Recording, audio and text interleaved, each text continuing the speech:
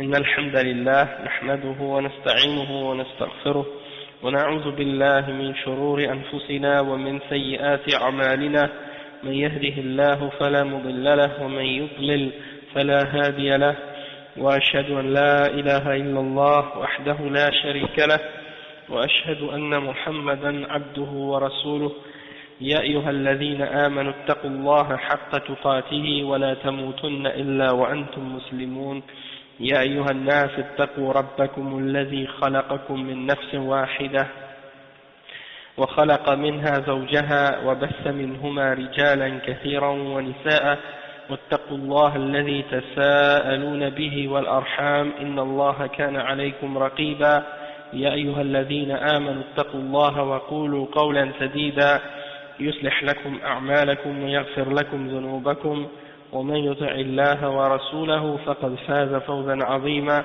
وإن خير الكلام كلام الله وخير الهدي هدي محمد صلى الله عليه وسلم وإن شر الأمور محدثاتها وكل محدثة بدعة وكل بدعة ضلالة وكل ضلالة في النار أما بعد. Donc on est aujourd'hui dans le cours numéro 7 dans l'explication des 40 hadiths de l'imam al-Nawawi, al-Arba'un al-Nawawiyya, qui est un livre de hadith qui recueille 40 parmi les hadiths les plus importants dans l'islam, qui explique les règles de la religion musulmane.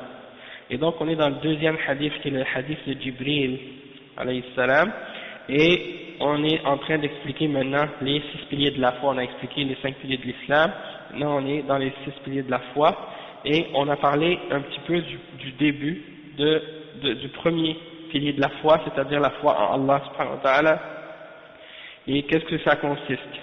Et on a expliqué que d'avoir la foi en Allah subhanahu wa ta'ala, c'est de croire en Tawhid al-Rububiyyah, Tawhid al-Uluhiyyah et Tawhid al-Asma wa Sifat, c'est-à-dire de croire en l'unicité d'Allah subhanahu wa ta'ala dans le fait qu'il est Ar-Rabb, c'est-à-dire le souverain, le maître, celui qui dirige tout, celui qui contrôle tout, celui qui a tout créé, hein.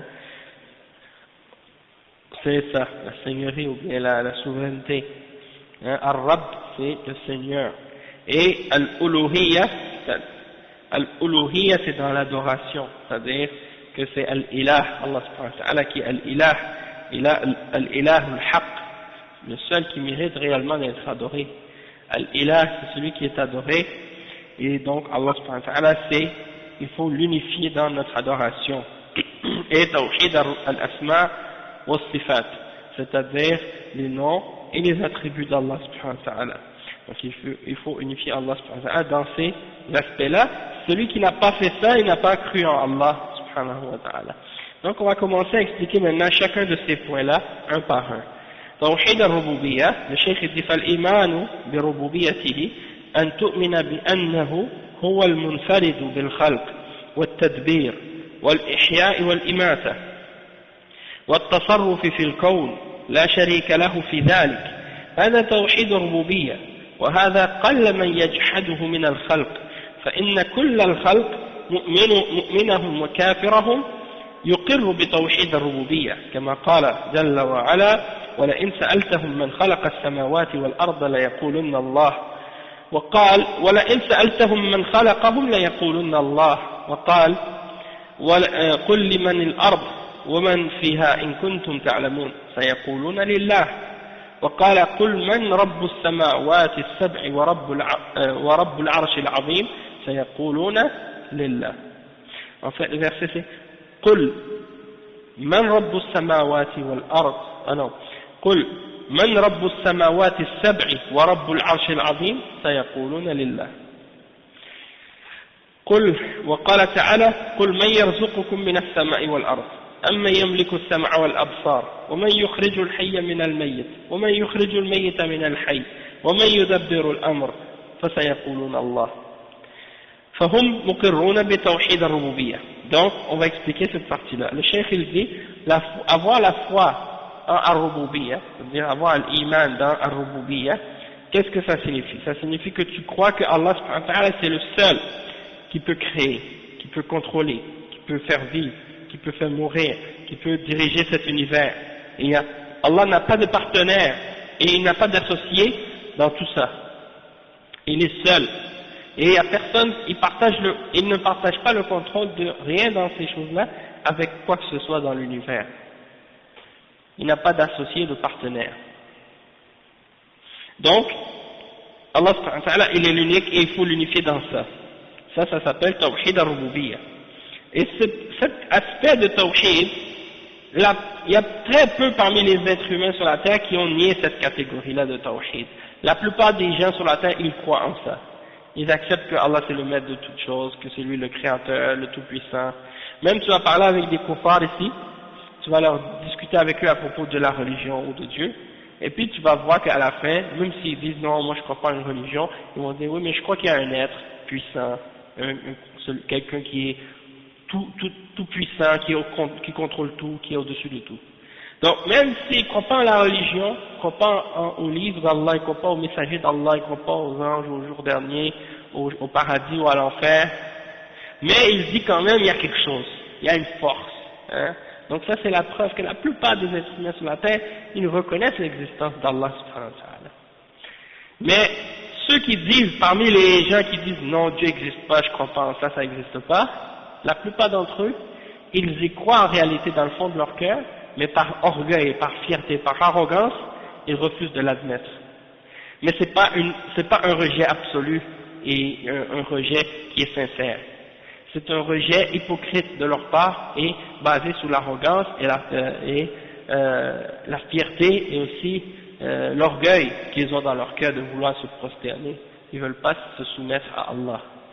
D'accord? Donc, ils sont comme Iblis, il dit Dieu existe, le diable sait que Dieu existe, mais il refuse de se soumettre, même s'il reconnaît, il n'est pas croyant. Donc c'est la même chose. Ces gens-là, la majorité des êtres humains sur la terre, ils reconnaissent que Allah existe. Et tous les êtres humains, qu'ils soient musulmans ou non musulmans, croyants ou non croyants, ils acceptent cet aspect et cette catégorie de tawhid. Hein? Parler à n'importe quelle personne sur la terre, même des chrétiens, des juifs et d'autres religions, tu leur demandes c'est qui est créateur du ciel et de la terre, ils vont dire c'est Dieu. Et le cheikh il donne des preuves de ça même dans le Coran par rapport aux mouchriquins qui étaient à l'époque du prophète Mohammed sallallahu alayhi wa sallam, qui adoraient des idoles. Allah subhanahu wa ta'ala il dit dans le verset 25 dans Surat Al-Ankabut, et si tu leur demandes qui a créé les cieux et la terre, si tu demandes aux mouchriquins, aux gens qui adorent qui croient aux idoles et qui prient aux idoles, si tu leur demandes qui a créé les cieux et la terre, ils vont dire c'est Allah. Donc ça c'est la preuve que ces gens-là, malgré qu'ils font du shirk et qu'ils adorent d'autres que Allah, mais ils savent que Allah c'est le seul créateur et que c'est lui qui a créé les cieux et la terre. Et ça suffit pas pour que quelqu'un soit un croyant. Ça suffit pas pour que quelqu'un soit considéré comme étant un musulman, même s'il dit Dieu existe puis c'est lui qui a tout créé puis il est unique. Même s'il dit ça, ça ne veut pas dire qu'il est musulman. Parce que pour qu'il soit musulman, il faut qu'il accepte de rejeter tout ce qui est adoré en dehors d'Allah. Il faut qu'il accepte qu'il ne va plus prier à une idole ou à une statue, ou à Jésus, ou à Marie, ou à un saint, ou à une croix, ou à une image, ou à quoi que ce soit d'autre en dehors d'Allah subhanahu wa ta'ala. At-Tahut, tout ce qui est adoré en dehors d'Allah. Tant qu'il n'a pas accepté de nier toutes ces choses-là en dehors d'Allah, il n'est pas un musulman. C'est pour ça que ceux qui disent que la signification de la ilaha illallah, ça veut dire qu'il n'y a pas de Dieu excepté Allah, ou il n'y a pas de créateur excepté Allah, c'est une fausse traduction. Ceux qui disent que la ilaha illallah, ça veut dire il n'est de Dieu que Dieu, ça c'est une fausse traduction. La vraie traduction de la ilaha illallah, c'est rien ne mérite d'être adoré excepté Allah. Rien ne mérite d'être adoré excepté Allah. C'est ça la signification de la ilaha illallah. C'est pas il n'est de Dieu que Dieu. Qu'est-ce que ça veut dire ça, il n'est de Dieu que Dieu? Hein? Non mais franchement c'est vrai. Qu'est-ce que ça veut dire il n'est de Dieu que Dieu? Ah oui, tu te demandes, tu dis, mais il n'est de Dieu que Dieu. Qu'est-ce que ça signifie? Il n'est de Dieu que Dieu. Demande à un chrétien. Est-ce que tu es capable de dire il n'est de Dieu que Dieu? Le chrétien va dire oui. Demande à un juif, il n'est de Dieu que Dieu. Est-ce que tu es capable de dire ça? Il va dire oui. Il n'y a pas de problème de dire ça. Mais va dire à un chrétien, rien ne mérite d'être adoré excepté Allah. Est-ce qu'il va accepter? Rien ne mérite d'être adoré excepté Dieu, le Créateur, le Maître de toutes choses. Hein? Que tu ne dois pas prier Jésus ou adorer Jésus ou Marie. Il refuse. Parce qu'il veut absolument adorer Jésus. Il veut absolument adorer Marie. Exactement. Mais si tu leur dis, tu dois adorer Dieu seul, ils n'acceptent pas ça. Hein? Et donc ça c'est des exemples. Et aussi, il y a un autre verset dans Surat Az-Zukhruf, le verset 87. Hein? Et si tu leur demandes qui les a créés eux, ils vont dire Allah. Et le verset 84-85 dans Surat Al-Mu'minun dit à qui appartient les cieux, à qui appartient la terre? Si vous savez, ils diront à Allah. Donc ça c'est des mouchriquines qui répondent ça. C'est des gens qui adorent des idoles, ils répondent ça, que c'est Allah qui a créé les cieux et la terre. Et le verset 86 et 87 dans Surat Al-Mu'minun dit qui est le Seigneur des sept cieux et le Seigneur du trône? Ils vont dire Allah. Le verset dans Surat Yunus, le verset 31,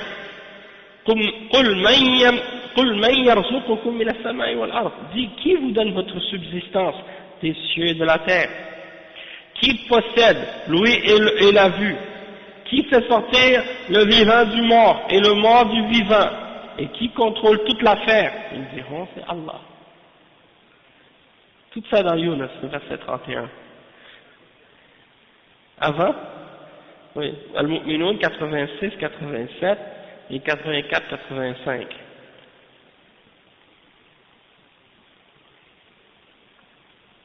Donc ça c'est pour vous dire que les mouchrikoun, ils disent, oui c'est Allah qui contrôle tout ça, qui donne la subsistance, qui fait mourir, qui fait vivre, hein?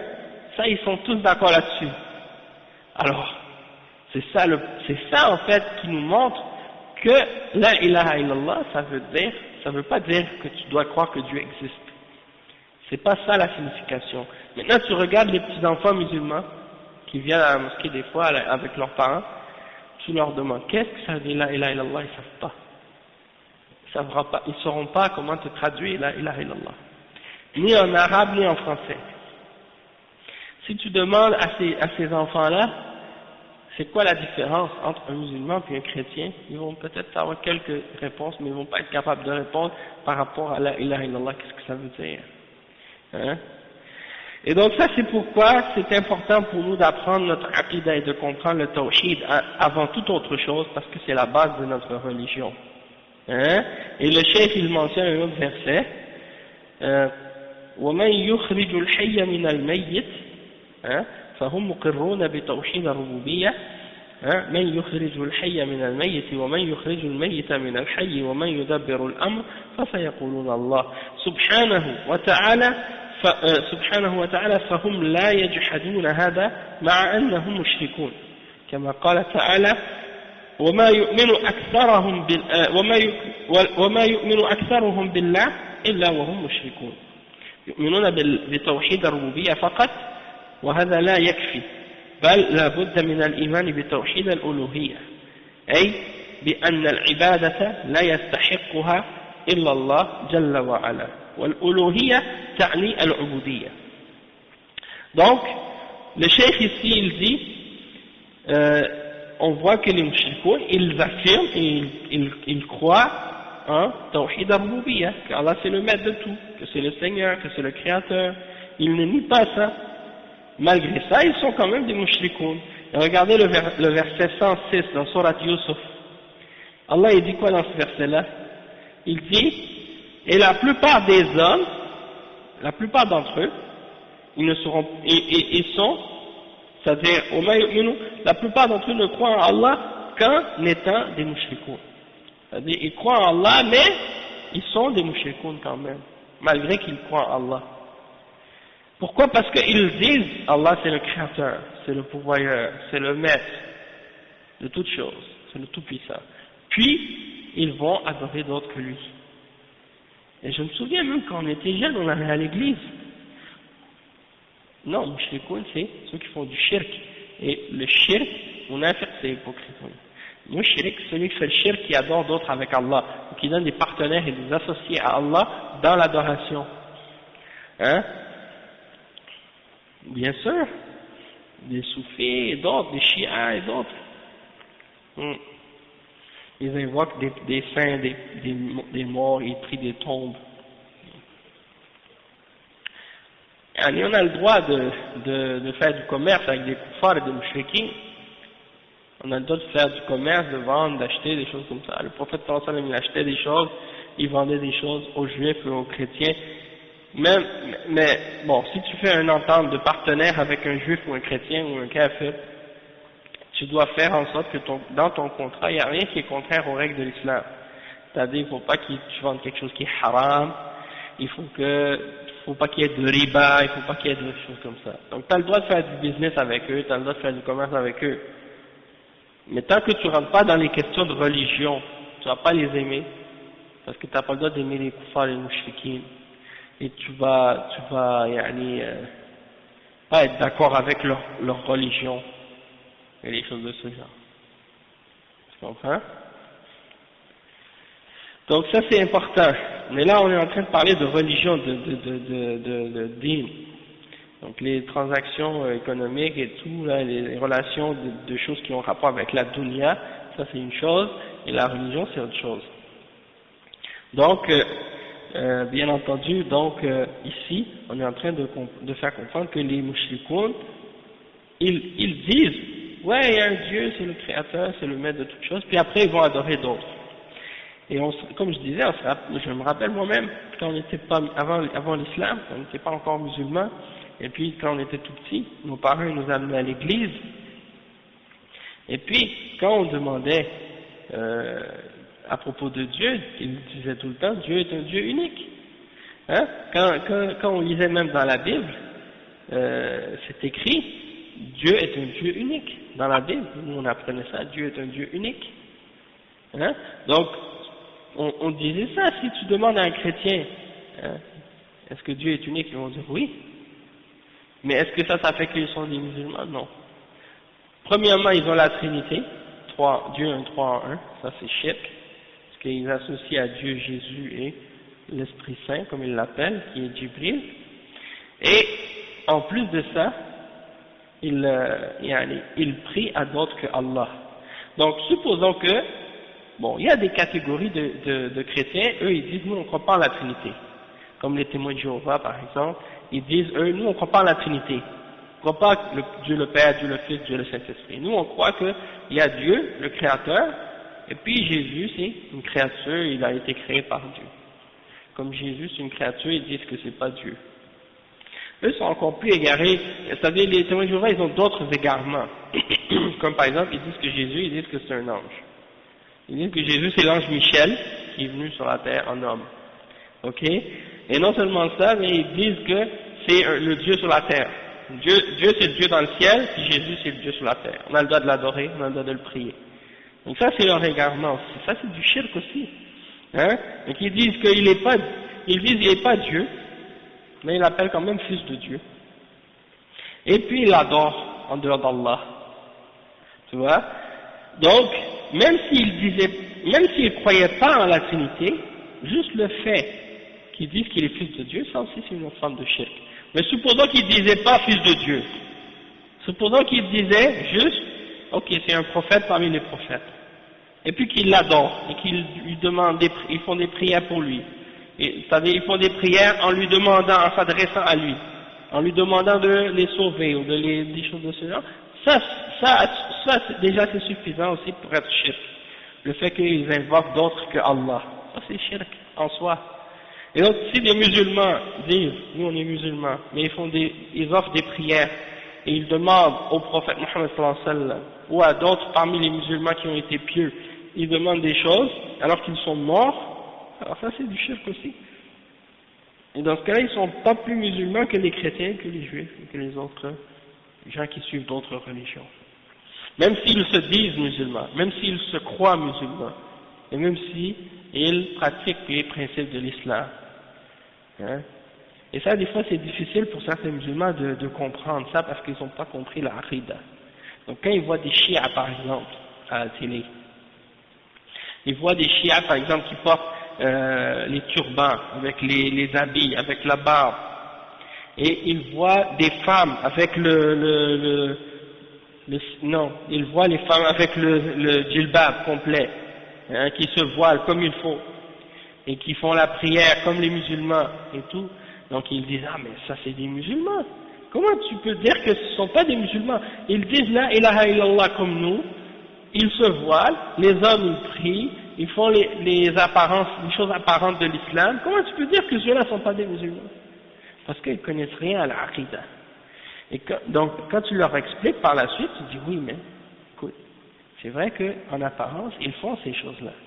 Mais si un chrétien fait la même chose que les musulmans, si un chrétien ou un juif ou n'importe qui décidait de dire la ilaha illallah et commence à faire la prière avec les musulmans, et commence à faire le ramadan comme les musulmans, et commence à voiler sa femme comme les musulmans, puis qu'il dit je suis toujours en train de adorer Jésus, il ne sera pas musulman.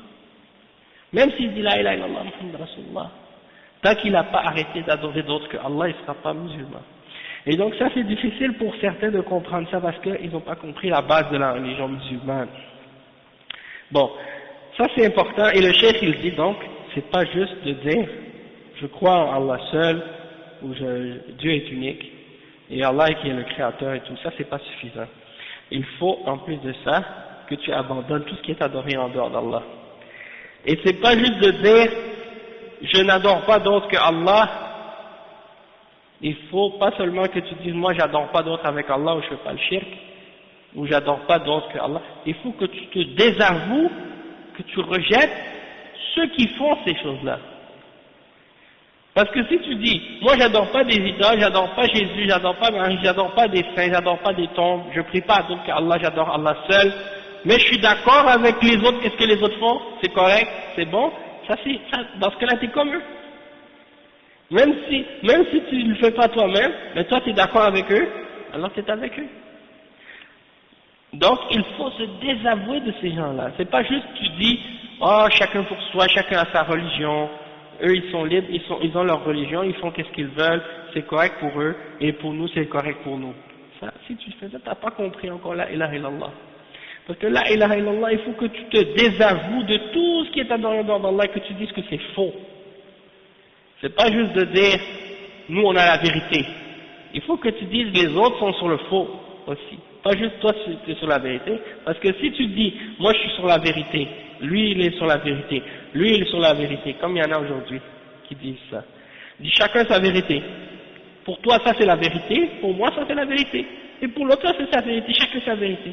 Ça c'est pas logique ça. C'est-à-dire, on n'a pas besoin de les fréquenter, puis d'être amis avec eux, puis de les côtoyer, puis d'être ouvert avec eux. Excepté si c'est dans le but de leur faire la da'wah. Si c'est dans le but de leur faire de la da'wah et pour les appeler à l'islam, oui. Mais si c'est juste pour être copain avec eux, des amis avec eux, tu les aimes, tu les fréquentes, tu chill avec eux, ça non, ça c'est pas correct. Hein? Il y a des gens comme ça, malheureusement, il y a des musulmans, ils disent à leurs enfants, oui, vous pouvez avoir des amis chrétiens, juifs, bouddhistes, athées, n'importe quoi. Ils les laissent fréquenter n'importe qui dans la rue. Et même ils les laissent fréquenter des gens de bid'a, des choses comme ça, des musulmans qui prient pas, c'est ça. Donc il faut fréquenter des musulmans croyants seulement, qui pratiquent l'islam seulement, tu les prends pour amis ou pour alliés. Si ces gens-là que tu fréquentes ou que tu vois régulièrement sont pas des croyants, tu leur fais la da'wah, tu leur parles, hein, tu les essaies de les réexpliquer l'islam. Mais c'est pas pour être ami avec eux comme ça, puisque il n'y a pas de bienfait ni pour toi dans ça, puis ça risque d'être contre toi par la suite. Il y a des gens comme ça qui maintenant veulent montrer aux non-musulmans que, comme ils veulent essayer de démentir la mauvaise réputation que les musulmans ont dans les médias. Puis à cause de ça, ils vont même à l'extrême parfois, ils vont même jusqu'à tomber dans des choses contraires à l'islam pour arriver à prouver à des non-musulmans que qu'est-ce que les médias racontent sur les musulmans, c'est pas vrai. Donc ils vont essayer être amis avec eux, puis rire avec eux, accepter toutes les choses fausses qu'ils font. Dans le sens, rire avec eux dans le sens que quand ils font des choses, des blagues qui sont dans des sujets qui sont pas permis ou pas corrects dans l'islam, eux ils vont accepter de rire de ces blagues-là pour se faire accepter d'eux. des choses comme ça. C'est ça. Ou bien les femmes musulmanes voilées, tu vas voir les femmes musulmanes avec des foulards, puis elles vont discuter normalement avec des femmes, avec des hommes, même avec des femmes non musulmanes, dans des choses qui sont contraires à l'islam. Et j'ai vu une fois même, je crois que j'avais raconté ça une fois, j'étais à l'arrêt d'autobus, puis c'était la fête des chrétiens, la fête le dimanche des rameaux. Je sais pas si vous connaissez ça, je sais pas si autour de la période de la Pâque, je crois. En tout cas, le dimanche des rameaux, eux, c'est la croyance qu'ils croient que Jésus est ressuscité. Ils croient qu'il était mort puis qu'il est ressuscité. Donc, ils ont des rameaux puis ils se promènent avec ça. Là, il y avait un musulman qui était à l'arrêt d'autobus. Là, il posait la question à des femmes qui avaient des rameaux dans leurs mains. Pourquoi elles avaient ça? C'était quoi? C'est comme des feuilles de palmier. Donc là, j'ai dit, lui, il demandait la question à ces femmes-là par rapport à ça. Et moi, j'ai répondu aux musulmans, je lui ai dit, eux, ces gens-là, ils croient que Jésus c'est Dieu. Puis ils croient que leur Dieu est mort et qu'il est ressuscité. Et imagine si Dieu mourait, qui s'occupait du monde pendant ce temps-là? Hein? Déjà, de dire Dieu qui est mort, c'est une contradiction. Ça se peut pas, puisque Dieu c'est le vivant, il ne peut pas mourir. Hein, Allah, un de ses noms, c'est Al-Hayy. Al-Hayy, la yamout. Il ne veut pas mourir. Donc, ça prouve que Jésus c'est un être humain s'il est mort. Et de toute façon, on sait donc que c'est un être humain. Mais c'est pour faire réfléchir à ces femmes. Et l'autre, il disait, non, j'accepte votre religion, j'accepte tout ça, c'est bien. Donc, je dis, non, t'as pas à leur dire que tu acceptes leur religion, que c'est bien, non. Il faut leur dire, non, ça c'est pas correct, cette croyance-là, tu vois. Mais c'est pour vouloir montrer qu'on est ouvert et qu'on accepte, tu vois. C'est ça comme certaines mosquées qui font ça. Et ça, c'est pas correct. Donc, il faut dire, si tu veux être un croyant, c'est pas juste de dire Ar-Rububiyya, tu crois en ça, il faut en plus de ça croire en Al-Uluhiyya, que l'adoration, personne ne la mérite excepté Allah subhanahu wa ta'ala. Et Al-Uluhiyya, ça veut dire Al-Ubudiyya. Donc Al-Ilah, c'est Al-Ma'bud. Et Al-Uluhiyya, c'est Al-Ubudiyya, c'est-à-dire l'adoration. وهذا هو محط الخلاف بين الأمم والرسل فكثير من الأمم يعترفون بأن الله هو الخالق الرازق ويعترفون بتوحيد الربوبية ولكنهم يشركون في توحيد الألوهية فيعبدون مع الله غيره فيذبحون له وينظرون له ويستغيثون به سواء كان هذا الغير صنما أو شجرا أو حجرا أو قبرا أو جنا أو إنسا فهذا الشرك في توحيد الألوهية وهو عبادة غير الله مع الله جل وعلا.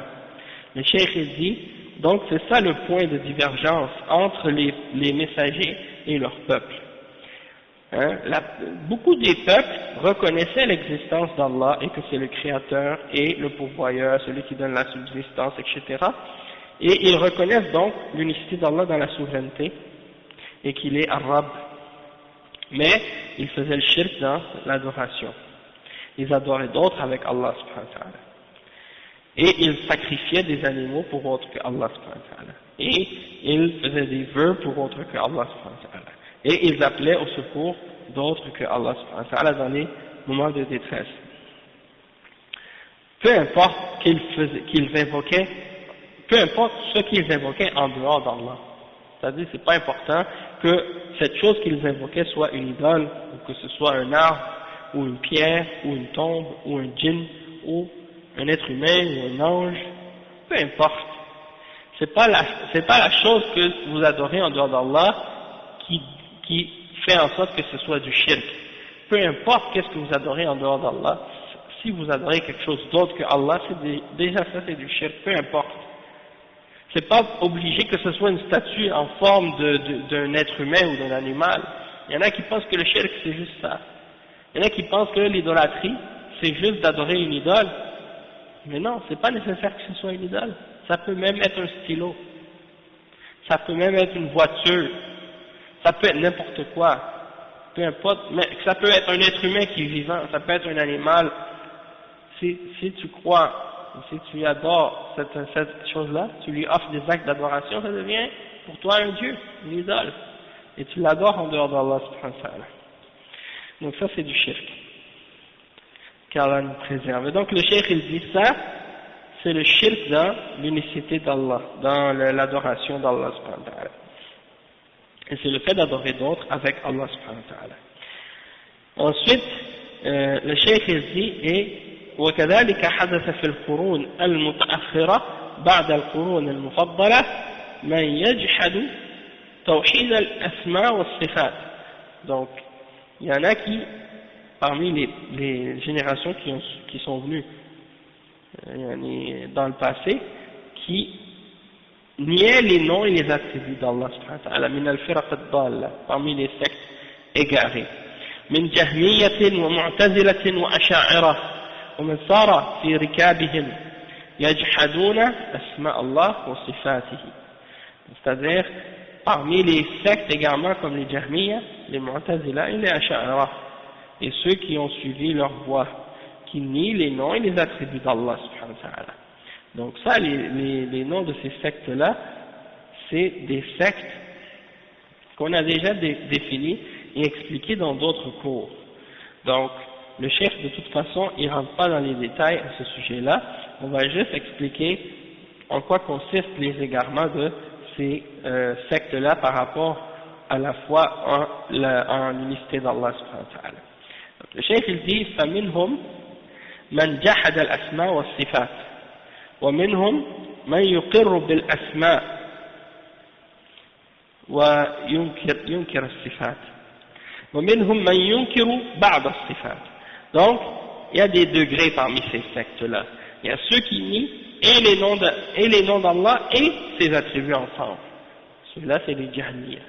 C'est les extrémistes. Ils nient tous les noms et les attributs d'Allah qui sont mentionnés dans la révélation. Les Jahmiya. Et ceux-là sont des kuffars, c'est des égarés. Ensuite, il y a ceux qui reconnaissent les noms mais nient les attributs. Ça, c'est les Mu'tazila. Ils reconnaissent les noms d'Allah, hein, quand Allah dit qu'il est As-Sami', Al-Basir, Al-Khabir. Ils croient en ces noms-là. Al-Aziz. Hein, mais, ils nient les attributs d'Allah. Ils nient les attributs. Al-Mu'tazila. Donc, les noms, quand ils les affirment, mais ils disent que ces noms-là n'ont aucune signification. Donc, As-Sami', c'est celui qui entend. Mais, ça ne veut pas dire qu'il a une ouïe. Donc il entend mais il n'a pas de ouïe. Il voit mais il n'a pas de vue. Là c'est une contradiction de leur part. Et donc il y a ceux qui ont reconnu les noms et qui ont nié certains attributs. C'est-à-dire, contrairement aux gens d'Ahl Sunnah qui affirment tous les noms d'Allah et tous les attributs ensemble, sans exception, eux, ils ont affirmé les noms, mais ils ont affirmé certains attributs. Les autres, ils les ont niés. Ils ont affirmé 7 attributs. Les autres attributs, ils les ont niés. Ça, c'est les Asha'ira et les Maturidiyya. Ceux-là, c'est les Asha'ira et les Maturidiyya. Asha'ira, ou Ash'ariyya, tu peux dire. Parce qu'Asha'ira, c'est plus général. Asha'ira, c'est tous ceux qui sont de la tribu de Al-Ash'ari. C'est une tribu, il y a même des Sahaba qui sont de cette tribu-là. Abu Musa Al-Ash'ari. Donc Asha'ira, c'est ça. Al-Ash'ariyya, c'est ceux qui s'attribuent ou qui s'apparentent ou qui prétendent suivre Abu al-Hassan Al-Ash'ari. Abu al-Hassan Al-Ash'ari qui est né en 270 et qui est mort en 330, quelque chose comme ça. Wallahu a'lam. Al-Asha'ira et al-Maturidiyya. Eux, ils croient en les noms d'Allah. Et ils croient en 7 attributs. Mais, ils rejettent les autres attributs. En tout, combien d'attributs? Oui, il y a 99 noms. Et il y a un grand nombre d'attributs également. Mais eux, ils en affirment juste 7. Les autres attributs qui sont mentionnés dans le Coran, ils disent on ne va pas les accepter tels qu'ils sont, on déforme leur sens, on leur donne une autre signification, hein, parce qu'ils craignent qu'en les affirmant, on fait ressembler Dieu à sa création. Et donc ils vont dire non, Allah par exemple, ils vont dire non, Allah il n'a pas l'amour, il n'a pas la haine, il n'a pas la colère, il n'a pas par exemple le fait qu'il s'est élevé au-dessus de son trône, le fait qu'il descend dans le troisième tiers de la nuit au dernier des cieux, hein, qu'il descend au dernier des cieux. Eux ils disent non, on ne croit pas en ça, parce que ça implique que Dieu ressemble à sa création.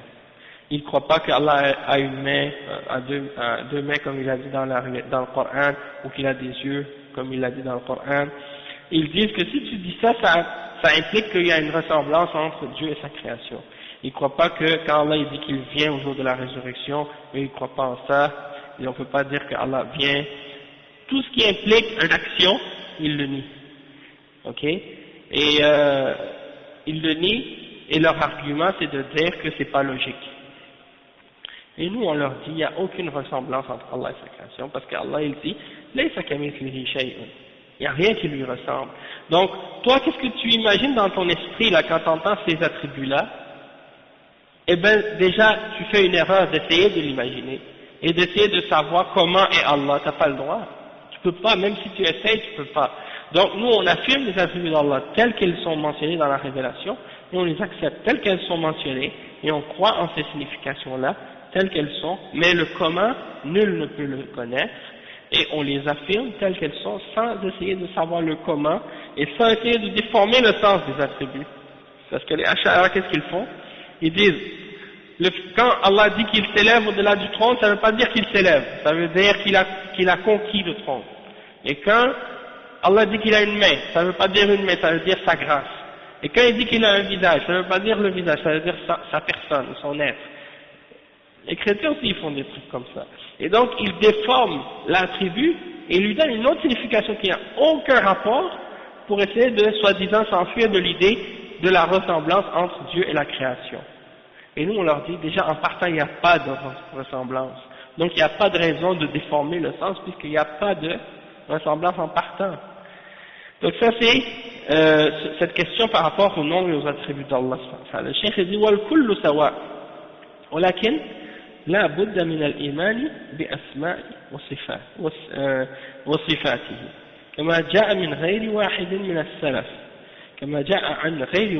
السلف ومذهب السلف أنهم يصفون الله بما وصف به نفسه وبما وصف به رسوله صلى الله عليه وسلم من غير تحريف ولا تعطيل ومن غير تكييف ولا تمثيل فمن جحد الأسماء والصفات أو شيئا منها مع العلم لم يكن مؤمنا بالله لأنه جحد قسما من أقسام التوحيد إلا أن يكون معذورا بجهل أو تقليد أو تأويل فهذا يكون ضالا لا كافرا. Donc le cheikh explique ici, il dit, ils sont tous pareils, peu importe. Ils sont tous pareils, peu importe. Qu'ils ont nié tous les noms ou tous les attributs. Ou les noms, ils ont affirmé mais ils n'ont pas affirmé les attributs. Ou ils ont affirmé les noms et les attributs mais ils ont affirmé les noms et 7 attributs mais les autres ils les ont niés. Tout ça c'est pareil. Dans le sens que depuis que tu rejettes ou que tu nies un attribut, ça c'est déjà un égarement. C'est comme si quelqu'un dit, moi j'accepte de croire en tous les noms d'Allah sauf qu'il est Al-Hayy. Ça je ne veux pas croire. Est-ce qu'il est croyant celui-là? Il n'est pas un croyant. Si quelqu'un dit, je crois en tous les attributs d'Allah sauf Al-Aziz, le Tout-Puissant, ça je ne crois pas. Il n'a pas cru en Allah comme il faut. Donc c'est pas juste que tu dises, je crois en Allah. Tu crois en Allah, mais tu dois croire en ses noms et en ses attributs. Parce que toute chose a des noms, toute chose a des attributs. Hein, toute chose doit avoir des attributs. Si quelque chose n'a pas d'attributs, il n'existe pas. Et les Jahmiyyah et les gens de Bid'ah, c'est ça ce qu'ils veulent. Ils veulent nier à Allah ses attributs.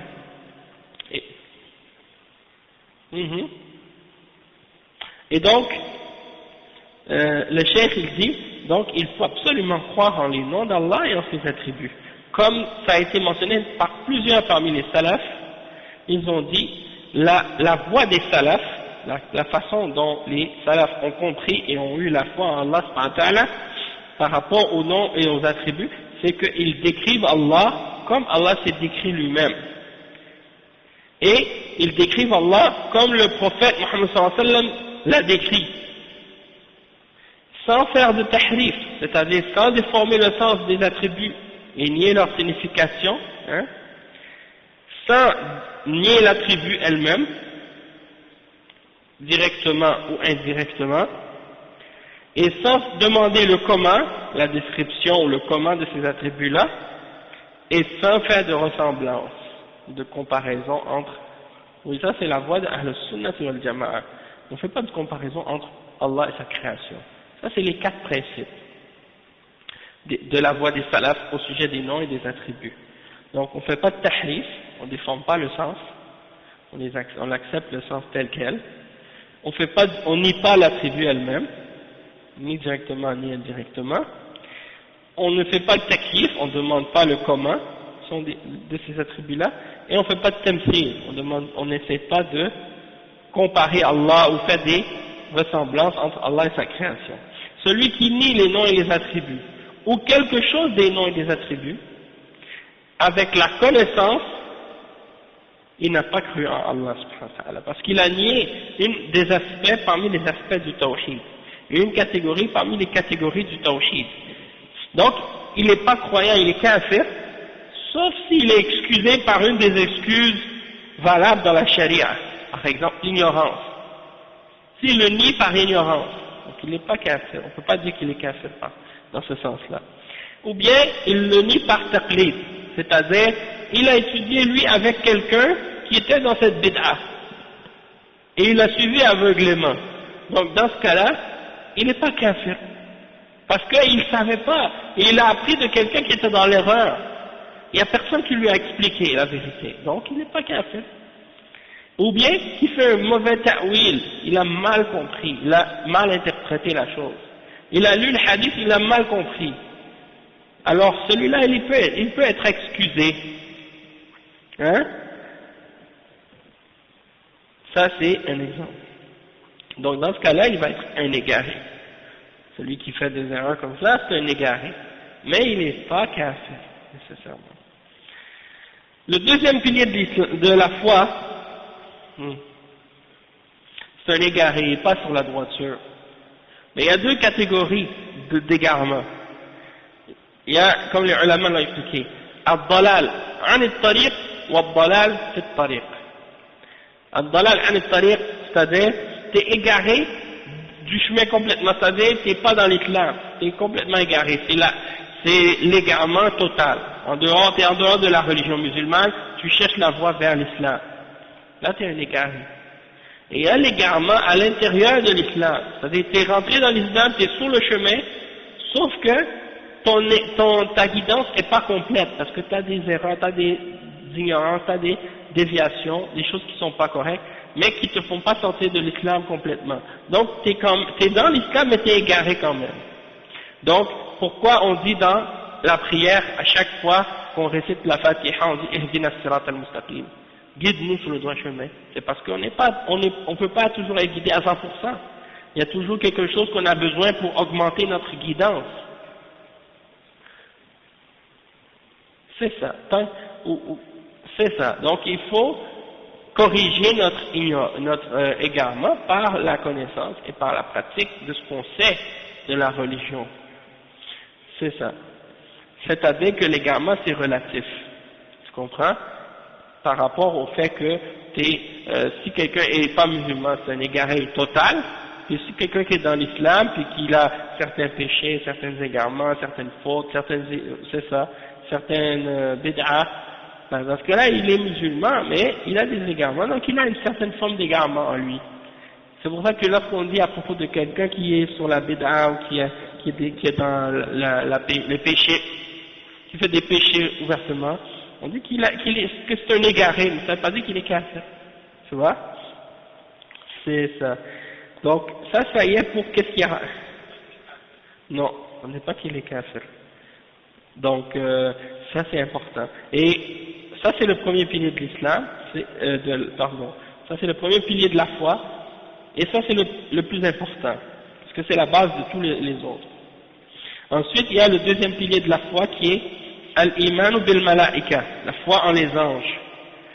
Le cheikh il dit ar-rukn al-thani al-imanu bil malaika fatu'minu بأنهم خلق من خلق الله من جنوده خلقهم الله من النور كما جاء في الحديث خلقت الملائكة من نور وخلق الجان من مارج من نار وخلق آدم مما وصف لكم. Le cheikh il dit que le deuxième pilier, donc c'est la foi en les anges, c'est de croire que ils font partie des créatures d'Allah subhanahu wa ta'ala, les anges font partie des créatures d'Allah subhanahu wa ta'ala et de son armée, et Allah les a créés à partir de la lumière.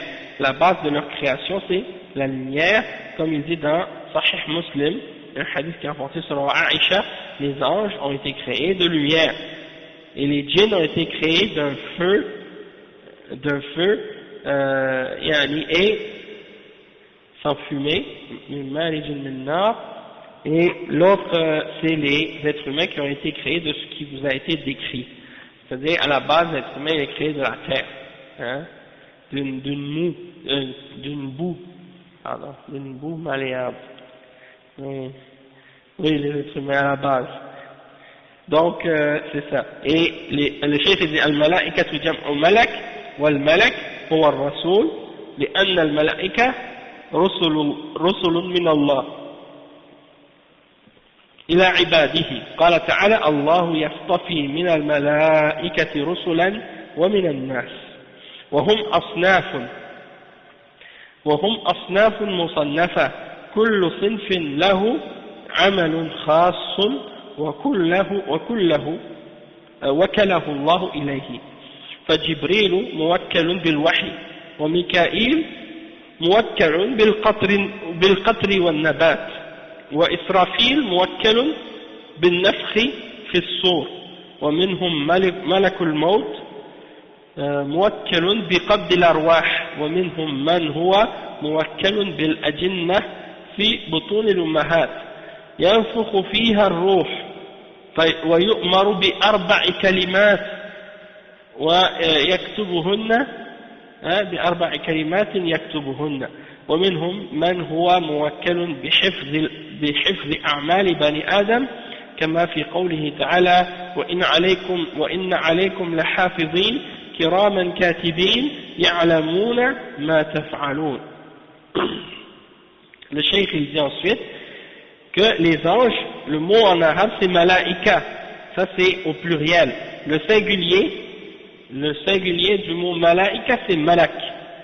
Donc on dit un, pour dire un c'est malak, et pour dire plusieurs c'est malaika. D'accord? Et ce sont les messagers d'Allah. Les anges sont les messagers d'Allah. Ils sont des messagers d'Allah vers ses serviteurs. Et il mentionne le verset 75 dans Surat Al-Hajj, dans lequel Allah subhanahu wa ta'ala dit, et Allah choisit de ses anges des messagers et parmi les êtres humains également. Donc il choisit des messagers parmi les anges et parmi les hommes. Ok? Et il choisit des messagers parmi les anges et parmi les hommes. Donc parmi les anges c'est les messagers qui sont envoyés pour donner la révélation aux messagers et aux prophètes humains, et parmi les messagers c'est les prophètes, ceux qui ont reçu la révélation d'Allah, ceux-là sont des messagers. En fait c'est Jibril, mais il peut y avoir, Allah peut choisir les anges qu'il veut pour être des messagers.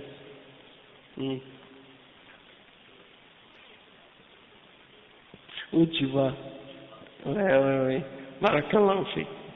Donc c'est ça l'exemple, comme le frère il mentionne, quand Allah envoie un ange à quelqu'un pour demander quelque chose ou donner un message, un truc comme ça, il peut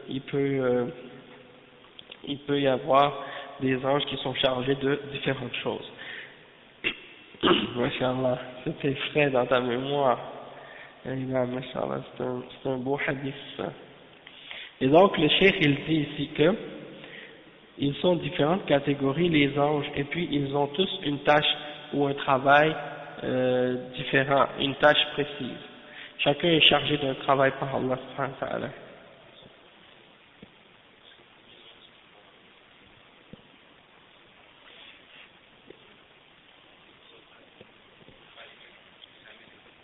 Ça, c'est pas à la Mecque, c'est dans le Bayt al-Ma'mour. C'est une maison comme une mosquée dans les cieux. Chaque année, je pense, chaque jour, il y a, je pense, c'est 70 000 anges qui rentrent et ils ressortent jamais. Ouais. Donc, ça c'est autre chose. C'est pour nous faire comprendre la quantité d'anges qui existent dans l'univers, on ne connaît pas. Et nous, on pense on est beaucoup, mais bon. Allah subhanahu wa ta'ala.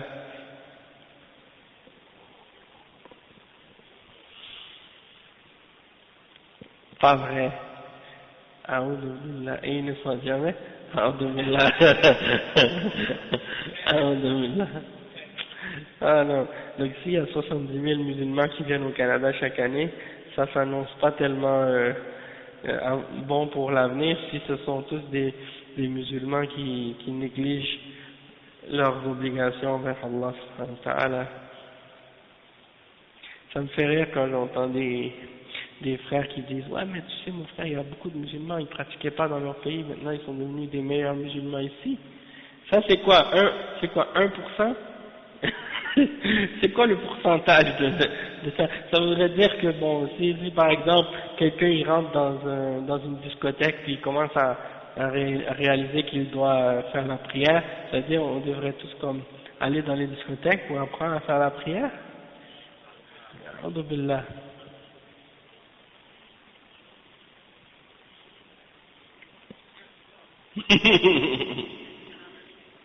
Tu vois, j'ai entendu beaucoup de gens qui disaient ça. Il y a des gens qui vivent dans les pays musulmans, ils disent on a de la famille aux États-Unis, au Canada ou ailleurs, ils sont plus pratiquants que nous. C'est ridicule. Quand j'entends ça, j'ai dit si vous êtes conscient de ça, que ces gens-là sont plus religieux que vous, alors c'est pour vous dire, alors qu'est-ce qui vous empêche vous d'être plus religieux qu'eux? Hein? Vous êtes dans un pays musulman, si vous vouliez vraiment faire les efforts, vous seriez beaucoup plus religieux qu'eux. Hein? C'est sûr que quand on est dans une minorité, puis qu'on est entouré de gens qui ne croient pas en l'islam, ça nous aide à réaliser l'importance de notre religion, mais il y en a qui restent dans les pays musulmans qui arrivent à réaliser ça quand même. Est-ce que ça veut dire que quand tu es dans un pays musulman, c'est une excuse pour être insouciant et négligent et continuer à négliger? Donc, Allah understand. Donc, parmi les anges qui ont différentes tâches, il y en a qui sont chargés de transmettre la révélation, comme Jibril. Il y en a qui sont chargés de s'occuper des gouttes d'eau qui tombent du ciel et des plantes pour les faire pousser. Donc ça c'est Mikaïl. Et il y a un autre ange qui s'appelle Israfil, et lui, sa tâche c'est de souffler dans le clairon. Lui, jusqu'à la fin des temps, il est là en train d'attendre que Allah lui dise de souffler dedans. Hein? Ouais, ça va faire un bruit tellement fort que tout ce qui est dans les cieux et la terre va être anéanti. Hein? Excepté ce que Allah a voulu. Et puis ensuite, il va souffler une deuxième coup, et là les gens vont être debout devant Allah subhanahu wa ta'ala. Israfil. Ouais. Israfil. Donc, ça c'est pour dire que chaque ange a une tâche. Et il y en a parmi les anges aussi, leur tâche c'est de ramasser les âmes des gens quand c'est le moment de mourir. Hein, et justement, ça me fait rire, j'écoutais, il parlait dans le journal, un truc, il disait, ils ont pratiqué 2 autopsies sur un mort pour essayer de trouver c'est quoi la cause de sa mort, ils n'ont pas trouvé.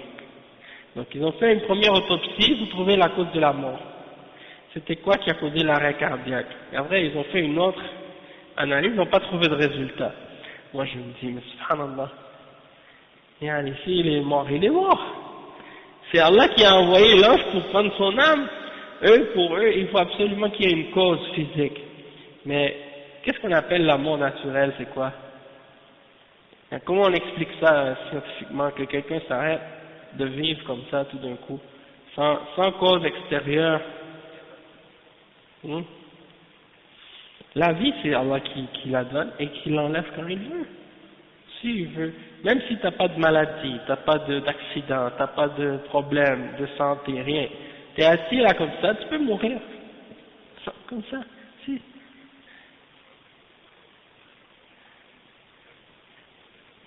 Ah oui. Une vie à vivre. Mais en fait, je vais dire quelque chose. Franchement, s'il disait on a juste une vie à vivre, puis qu'il savait qu'est-ce que ça veut dire, il ferait plus d'efforts justement pour adorer Allah subhanahu wa ta'ala, puis faire les ordres et s'éloigner des interdictions, puisque si tu as juste une vie à vivre dans cette vie, puis qu'après tu as le jugement dernier, alors là tu dois faire attention. Eux ils croient pas à ça, ils croient que tu as une vie à vivre dans le sens que quand tu vas mourir c'est fini, il n'y a plus rien.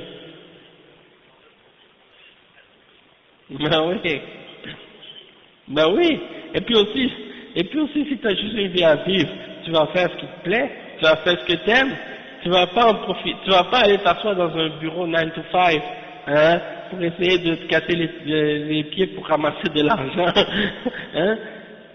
Et c'est pour ça les jeunes là dans les quartiers, des fois où il y a des problèmes, eh ben ils voient les gens qui font de l'argent vite. Les gens qui vendent de la drogue, ils roulent des grosses voitures, ils font beaucoup d'argent, ils vivent la belle vie. Ça c'est selon eux. Eh ben, pourquoi ils disent, moi, je vais aller faire les études, faire des diplômes, après je vais à l'université, après je vais aller travailler 9 à 5 tous les jours jusqu'à ma mort, tout ça pour avoir juste le minimum de qu'est-ce que j'ai besoin pour vivre, et après ça je vais mourir puis c'est fini, alors que là je pourrais vendre de l'argent, je pourrais vendre de la drogue ou faire des choses illégales, je vais gagner peut-être le salaire que je pourrais faire par semaine ou par mois, je vais le faire par jour. Alors il dit, ça vaut pas la peine de faire le halal, je vais faire le haram. Il laisse l'école, il laisse tomber tout, et puis il rentre dans ce monde de haram. Mais le problème, bien entendu, c'est sûr que l'argent vient vite, mais la mort vient vite aussi, parce que souvent c'est comme ça. Hein, et ça c'est une roue, hein. Une fois que tu es rentré dans ce truc-là, tu peux plus sortir facilement. Donc la morale dans tout ça, c'est que les koufars ils se contredisent en eux-mêmes, en prétendant qu'ils disent il y a juste une seule vie, et en ne faisant pas justement qu'est-ce qui est nécessaire pour se préparer pour l'au-delà. Hein, ça c'est un problème.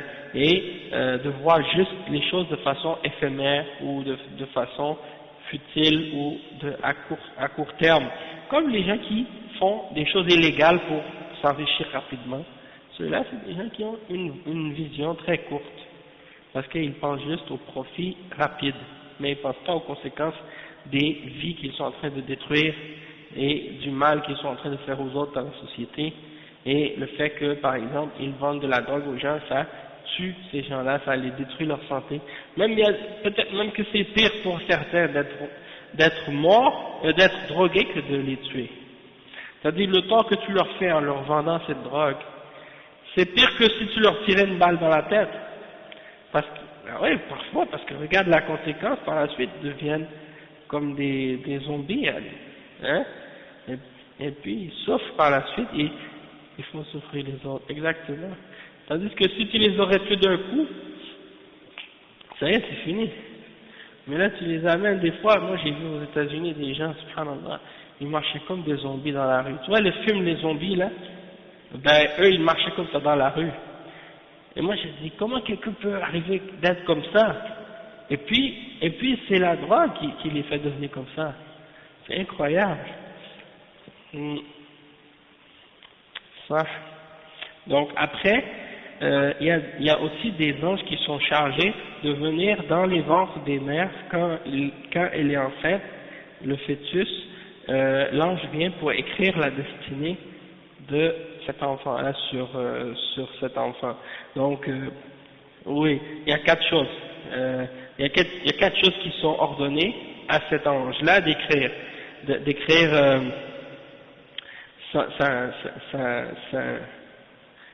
son action, son terme, et est-ce qu'il va être heureux ou malheureux. Rizqihi et sa subsistance, c'est ça, sa subsistance, son terme, combien de temps il va vivre, et est-ce qu'il va être heureux ou est-ce qu'il va être malheureux. Wa shaqiyyun aw sa'id. Oui, c'est ça. Et ses actions aussi. Donc cet ange-là, il n'a pas de nom. Il n'a pas de nom. Il a peut-être un nom, mais il n'est pas mentionné dans le hadith. Allahu a'lam. Après, le cheikh, il dit, et parmi les anges aussi, le cheikh, il dit, il y a des anges qui sont chargés d'écrire les actions des êtres humains, hein, qui sont chargés d'écrire nos œuvres et nos paroles. Hein, et il y en a un à droite de notre épaule et à gauche, qui écrivent nos œuvres. Et Allah subhanahu wa ta'ala dit, وَمِنْهُمْ, hein, le cheikh il dit, وَمِنْهُمْ من هو موكل بحفظ أعمال بني آدم كما في قوله تعالى وإن عليكم لحافظين كراما كاتبين يعلمون ما تفعلون فالملائكة لهم أعمال موكلون بها يقومون بها وهو جند من جند الله وهم من عالم الغيب الذين لا نراهم ولكننا نؤمن بجنودهم ونؤمن بوجودهم ونؤمن بأعمالهم التي ذكر الله جل وعلا أنهم يقومون بها بأمره سبحانه وتعالى لا كمن انحرف في الملائكة فمنهم من عادى بعضهم كاليهود يعادون جبريل عليه السلام يقولون جبريل عدونا ولو كان الذي نزل على محمد غير جبريل لآمنا به ولكن لما كان الذي نزل عليه جبريل فنحن لا نؤمن به لأن جبريل عدونا قال الله تعالى قل من كان عدوا لجبريل فإنه نزله على قلبك بإذن الله مصدقا لما بين يديه وهدى وبشرى للمؤمنين من كان عدوا لله وملائكته ورسله وجبريل وميكال فإن الله عدو للكافرين. Le cheikh il dit que les anges ils ont donc chacun des tâches à faire et ils sont les armées d'Allah subhanahu wa ta'ala. Ils font partie d'une armée parmi les armées d'Allah, et c'est le monde invisible que nous ne pouvons pas voir. Mais on doit croire en leur existence, même si on ne les voit pas. Et on doit croire également en leurs actions que Allah a mentionnées, et qu'ils font ces actions-là que Allah a mentionnées dans la révélation. Et on n'a pas le droit de les adorer. Hein? Ça c'est en passant, je rajoute ça parce que le chef il n'a pas mentionné ça, mais il l'a dit tout à l'heure, ou bien il a parlé un petit peu de ça, mais on n'a pas le droit d'adorer les anges comme les chrétiens qui prient à des anges. Les chrétiens prient à des anges, subhanallah.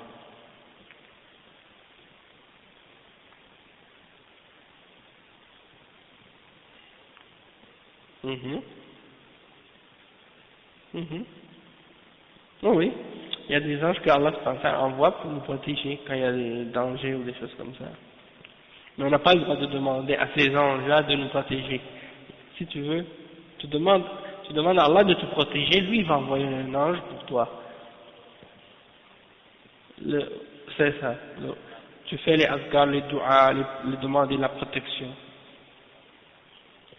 Exactement. Je pense que celui qui récite, par exemple, Ayatul Kursi, Allah il lui met un ange pour qu'il le protège pendant toute sa nuit quand il dort. Donc ça c'est des exemples. Le dua, tu vas pas le faire aux anges directement. Tu vas pas demander aux anges parce que t'as pas le droit d'invoquer d'autre qu'Allah. Et puis tu peux pas les voir. Puis eux ils peuvent rien faire d'eux-mêmes. Tout ce qu'ils font les anges c'est le commandement d'Allah qu'ils respectent. Donc toi si tu veux quelque chose tu demandes à Allah seul. Et lui il va te protéger. Ok? Naam. Donc le cheikh il dit il y a certains gens qui sont déviés à propos des anges et qui détestent certains anges, hein, comme les juifs par exemple. Et eux ils disaient qu'ils détestaient Jibril, alayhi salam. Ils ont dit Jibril c'est notre ennemi. Tu sais qu'est-ce que les juifs, tu sais ils disaient quoi? Ils disaient, vous savez ce qu'ils disaient? Les juifs ils disaient, si c'était un autre ange qui était, ouais ben Allah musta'an, regarde qu'est-ce qui est mentionné. Le cheikh il dit, si c'était un autre ange qui était venu au prophète Muhammad sallallahu alayhi wa sallam, on aurait cru en lui. Mais Jibril non, on ne veut pas croire parce que c'est notre ennemi. Donc le cheikh il dit, Allah a révélé dans le Coran le verset 97 et 98 à ce sujet-là dans Surat al-Baqarah. Hein? Allah dit au messager d'Allah de dire à ces gens-là, celui qui est ennemi de Jibril, alors sache que certes Allah l'a fait descendre sur ton cœur par la permission d'Allah pour confirmer ce qui était révélé auparavant et comme une guidance et une bonne nouvelle pour les croyants. Et celui qui est l'ennemi d'Allah et de ses anges et de ses messagers et de Jibril et de Mikaël, alors Allah, sache que Allah certes il est l'ennemi des mécréants. Donc celui qui est l'ennemi de Jibril, alors Allah il est l'ennemi des mécréants. Inna Allah aduwwun lil kafirin. Allah il est l'ennemi des mécréants. Aujourd'hui il y a des musulmans qui disent non, il ne faut pas dire qu'on est les ennemis des kuffars. Allah il dit qu'il est l'ennemi des kuffars, des kafirin. Donc toi tu es l'ami des ennemis d'Allah. Ah oui, peut-être. Allah musta'an, oui. Oui, c'est ça, oui. Mais c'est comme je disais à un frère, je dis des fois ces gens-là, hein, quand ils parlent au sujet de l'islam, le problème c'est pas seulement des fois dans ce qu'ils disent qui est faux contre l'islam, le problème c'est dans ce qu'ils disent pas. Parce que c'est vrai, des fois tu mens pas, mais tu dis pas la vérité. Au lieu de parler, quand c'est le temps de parler, tu dis rien. Ou quand c'est le temps de clarifier la vérité sur quelque chose, tu le clarifies pas. Puis tu parles de d'autres choses, au lieu de parler de ce qui est nécessaire et obligatoire. C'est grave. Allah musta'an. Le cheikh dit ومن الشيعة أيضا من يؤذي جبريل تأثرا باليهود فيقول إن الرسالة لعلي ولكن جبريل خان وأعطاها لمحمد صلى الله عليه وسلم وشاعرهم يقول خان الأمين وصدها عن حيبرة أعوذ بالله ومن الناس خصوصا المشركين. Regarde ce qu'il dit le cheikh. Il dit les chiites ils ont imité les juifs, sont en fait influencés par les juifs et ils détestent aussi Jibril. Et les chiites, oui, c'est ce qu'ils disent. Ils disent que le message c'était pour Ali, mais Jibril il a trahi et il a donné à Muhammad sallallahu alayhi wa sallam. Donc ben oui c'est grave, un des poètes des chiites il dit que Al-Amin a trahi. Et là c'est une contradiction quand Al-Amin ça veut dire celui qui est fiable, et eux disent il a trahi. Celui qui est honnête quand il trahit, ils disent l'honnête a trahi et il a éloigné la révélation de Haydara. Haydara c'est Ali radiyallahu anhu. Donc et comme si Jibril a refusé de donner la révélation à Ali, donc ils ont dit qu'à cause de ça il a trahi. A'udhu billah. Haydara c'est Ali radiyallahu anhu.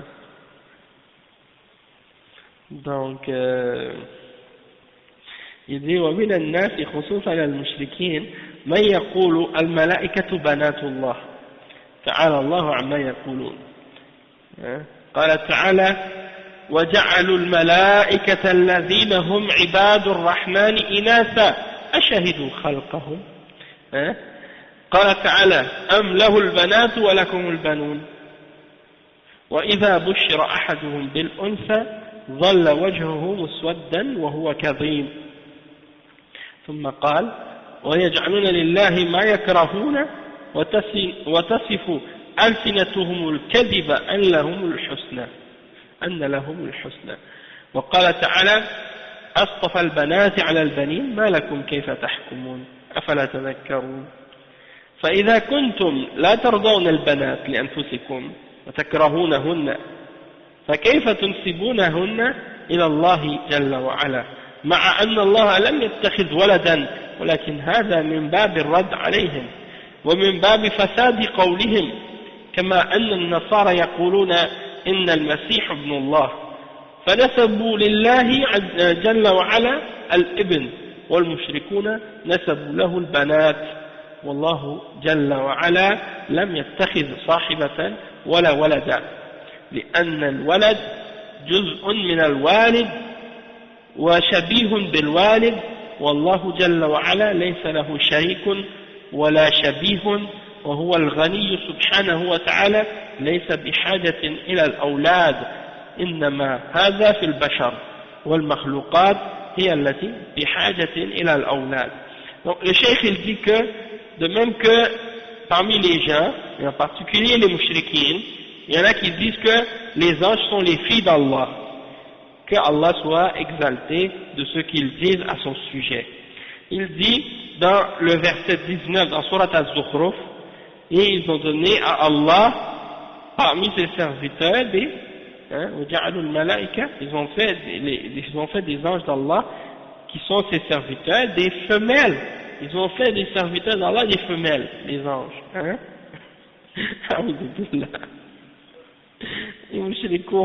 Et قال تعالى et dans Surat At-Tur dans le verset 39 sans aucune preuve ils disent des choses comme ça, c'est grave.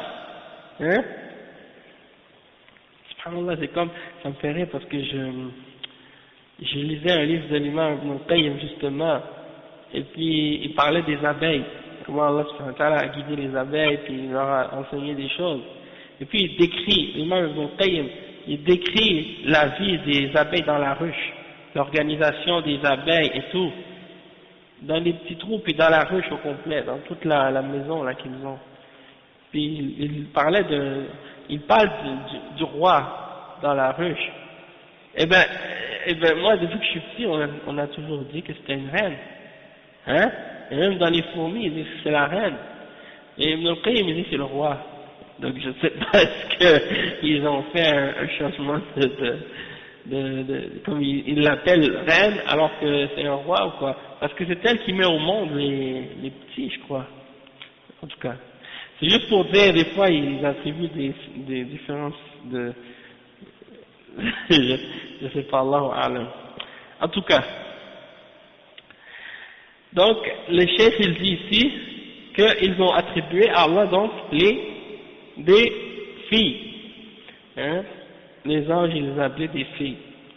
Ils ont dit dans le verset 39, Allah il dit dans le verset 39 dans Surat At-Tur, Am lahul banat wa lakumul banoun.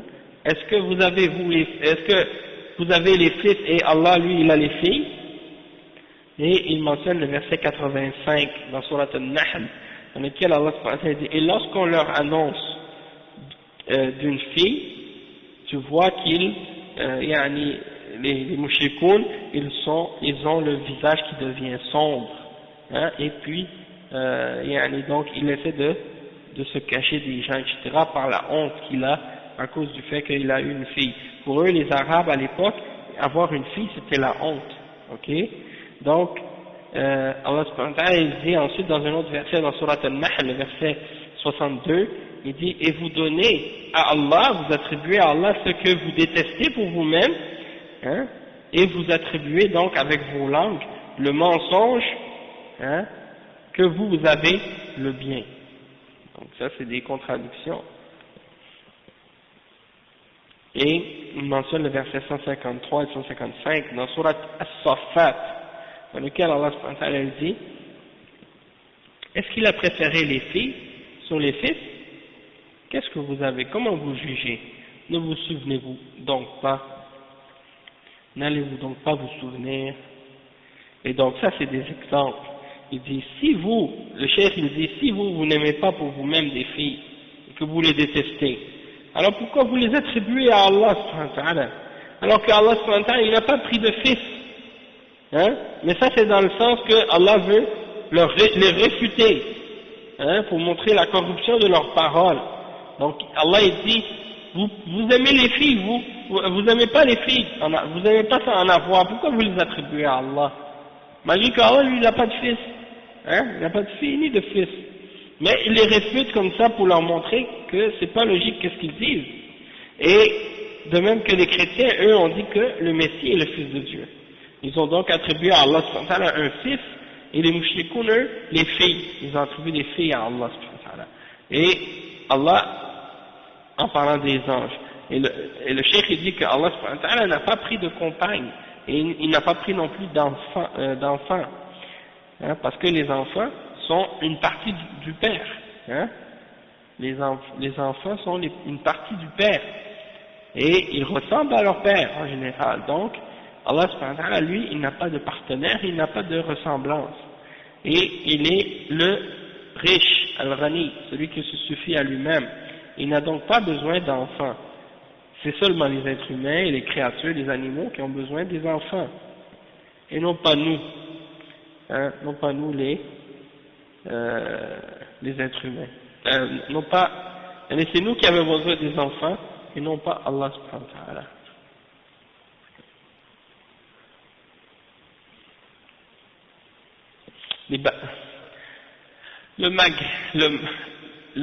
Non, les Arabes et l'Islam c'est deux choses différentes. Il y a des Arabes chrétiens, il y a des Arabes juifs, il y a des Arabes athées, il y a des Arabes peut-être même bouddhistes, Allahu a'lam, philosophes.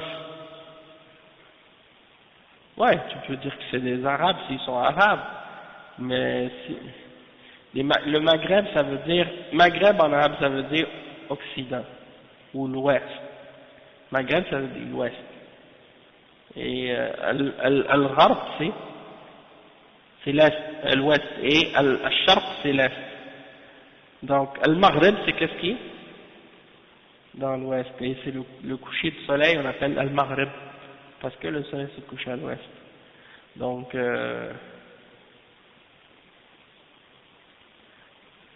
ouais, donc non, le soleil se couche à l'Ouest. C'est ça. Donc, les gens du Maghreb, on les appelle comme ça parce que par rapport aux pays musulmans, le Maroc c'est à l'ouest. C'est pour ça. Par rapport à la Mecque, c'est à l'ouest.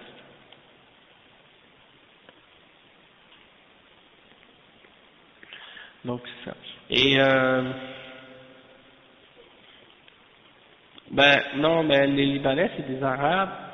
Eux ils veulent pas se dire Arabes parfois, surtout les chrétiens. Ils se disent nous on n'est pas Arabes, on est Libanais. Mais bon, on parle arabe, donc c'est des Arabes. Parce que là, c'est une langue. Mais bon, c'est ça. Donc il y a plusieurs pays arabes. Les Marocains c'est des Arabes, mais c'est mélangé aussi. Les Algériens aussi. Il y a des Berbères aussi là-bas. C'est pas que des Arabes.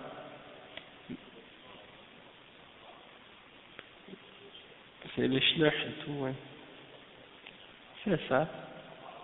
Ils parlent pas du tout arabe. Ils parlent une autre langue entre eux, le berbère.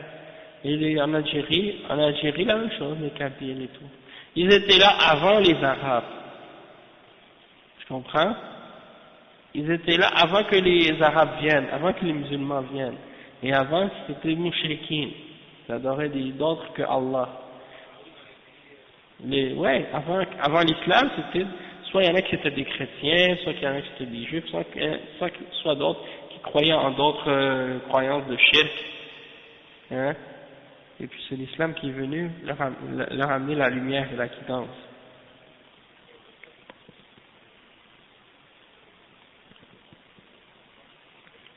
Maintenant ils sont dans les montagnes, mais à l'époque, ce n'était pas nécessairement seulement dans les montagnes.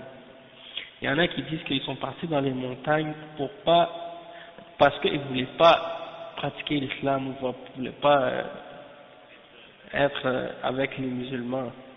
Donc ils sont partis vivre là-bas pour s'éloigner des musulmans ou des choses comme ça. Il y a des Berbères qui parlent arabe, mais c'est pas tous. Barbar. Ah ouais. En réalité, le mot berbère, là, le nom berbère, c'est qui les a appelés berbères? C'est les Romains. Parce que eux, ils appelaient tout le monde qui est pas romain, ils appelaient des barbares. Donc berbère, ça vient de barbare.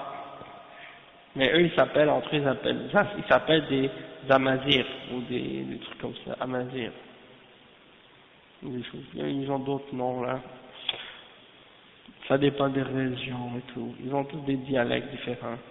Les Berbères du Maroc et les Berbères d'Algérie, les Berbères de la Libye, les Berbères de la Tunisie, les Berbères du nord, du sud de l'Afrique. Les autres là qu'on appelle les Touaregs sont des Berbères aussi. C'est ça. Donc, exactement. Donc, mais l'important c'est qu'on est tous musulmans. Et puis qu'on a accepté le tawhid, on a cru en le messager, on a cru en la révélation d'Allah, et on fait pas de distinction entre les peuples comme ça, de façon à ce que les gens se détestent par rapport à leur origine culturelle. On est tous des frères en Allah. Nous, on est haïtiens, il y a des Haïtiens ici, hein, des Mauritaniens, il y a des gens d'autres origines. Donc, qu'est-ce qui compte, c'est qu'on est des frères en Allah, parce qu'on a accepté l'islam.